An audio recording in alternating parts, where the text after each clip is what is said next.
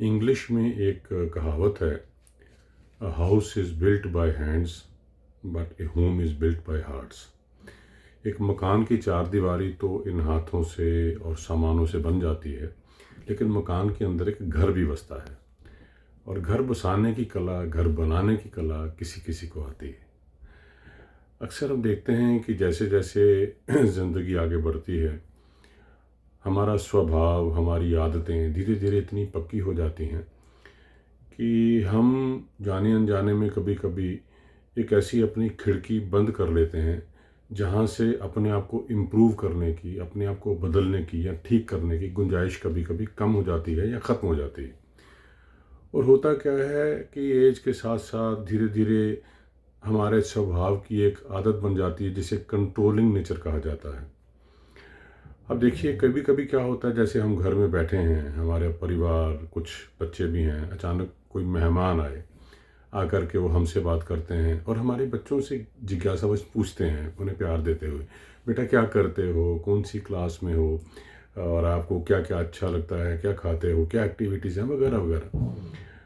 तो इससे पहले कि बच्चा जवाब दे, वहाँ बैठे होते हैं हम में से कोई, तो परिवार का बड़ा ही जवाब देना शुरू करता है, अरे इसको तो कोई चीज़ ही अच्छी नहीं लगती, बैठा रहता है गुमसुम सा। अरे इसको तो बस खाने की चीज़ें पड़ी रहती हैं, हर वक्त खाता रहता है, इतनी ज़्यादा भूख लगती है। अरे ये तो पढ़ाई में बिल्कुल है ही नहीं है, ठीक ही नहीं है, ज़ीरो है। इसका तो खेलता ही नहीं है, बैठा रहता है घर में अकेला ही, टीवी देखता रहता है सारा दिन। बात यह नहीं कि बच्चा क्या करता है, वो बच्चा अपने सामने देखता है कि मेरे बारे में बात कही जा रही है। हम उसे तो बोलने का मौका ही नहीं देते, उसे तो खुलने का मौका ही नहीं देते। और सारी की सारी बातें खुद ही उसके बारे में इतनी कहनी शुरू कर देते हैं। और ऐसा ही हम बिहेवियर कभी कभी बच्चों के साथ भी करते हैं। हमें लगता है कि हम उन्हें प्यार कर रहे हैं, इसमें कोई दो राय नहीं कि माता पिता या बड़े परिवार के बाकी मेंबर्स प्यार ही कर रहे होते हैं। उसके प्रति उसकी एक अफेक्शन होता है, लव होता है, केयरिंग नेचर होती है। लेकिन कभी कभी हम वो जाने अनजाने में प्यार जब थोप देते हैं, अपनी इच्छाएं थोप देते हैं, और होता क्या है माइंडसेट हमारा कि जैसा मैं चाहता हूँ वैसे ही बनो। वो परफेक्शन की, एक अच्छे होने की मेरी अपनी एक परिभाषा हो जाती है। इसे एडामेंट नेचर कहते हैं। अपने आप जिद हो जाती है कि नहीं, जैसे मैं चाह रहा हूँ वैसे ही करो, वैसे ही होना चाहिए। और आज का दौर, आज की दुनिया अलग है। बच्चे थोड़ा नए सिरे से सोचते हैं, नई तरह से सोचते हैं, परिवार के बाकी मेंबर्स भी इसी तरह से सोचते हैं। और हम वहाँ गुंजाइशें ख़त्म कर देते हैं ये कह करके कि नहीं ये करना है, ये नहीं करना है। तो डूज़ एंड डोंट्स हम अपने जब डिफ़ाइन कर देते हैं तो वो कंट्रोलिंग नेचर हो जाती है। फिर वो घर घर नहीं रहता, वो मन महसूस के। अब जानते हैं कि जब हम किसी को कंट्रोल करते हैं तो या तो वो रिएक्शन उतनी वापस आती है या वो फिर दब जाता है इंसान। तो कोशिश ये करें कि जितना मुझे लगता है कि मैं अपने आप को ठीक रखने के लिए दूसरे को कंफर्ट दे सकता हूँ या दूसरे को कंफर्ट में रखने के लिए मुझे बदलना चाहिए। एक बड़ी सुंदर बात कही है चाणक्य नीति में, चाणक्य ने कही है।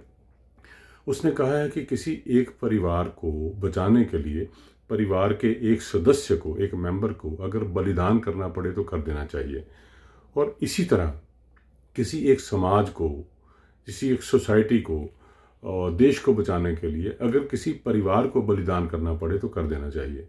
तो बलिदान का मतलब ये नहीं है कि बस गले में फांसी लगा ली या कुछ ऐसी अपनी शरीर का या जान का बलिदान कर दिया।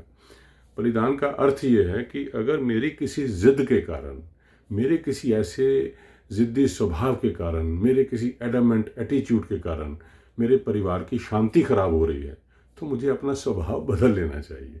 इसी तरह एक परिवार के किसी महत्वाकांक्षा के कारण या उसकी जिद के कारण अगर पूरे देश का या समाज का नुकसान हो रहा है तो उन्हें उस हिसाब से सोच लेना चाहिए। तो बात इतनी सी है, अपने आप को बदलने की ज़रूरत है वक्त के हिसाब से। और हम जानते हैं कि पहले क्या वक्त हुआ करता था, आज कितनी चीज़ें को में बदलाव आया है, परिवर्तन आया है।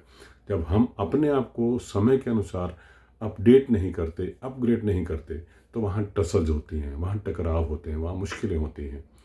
तो कुछ अपने आप को बदलें, और दूसरे को अगर बदलना है तो उसको एक फ्रीडम दें, freedom of thought, freedom of speech. वो क्या कहना चाहता है, क्या बोलना चाहता है, कैसे वो जीना चाहता है। अपनी इच्छाएं, अपनी आकांक्षाएं कहीं थोपे नहीं, कंट्रोलिंग नेचर ना हो। और इतने प्यार से हंस कर के ज़िंदगी जिएं कि बस ऐसे लगे इतने रिश्तों के अंदर ट्रांसपेरेंसी है, अपनापन है कि कोई किसी को प्रेशराइज नहीं कर रहा, कोई किसी को कंट्रोल नहीं कर रहा। सब अपने अपनी ज़िंदगी में एक दूसरे के साथ जुड़े भी हैं और अपनी अपनी निजी ज़िंदगी भी बहुत अच्छी तरह से जी रहे हैं। और तभी जा कर के वो बात ठीक होती है, a house is built by hands but a home is built by hearts. So let us make our houses a beautiful, very nice home. Thank you.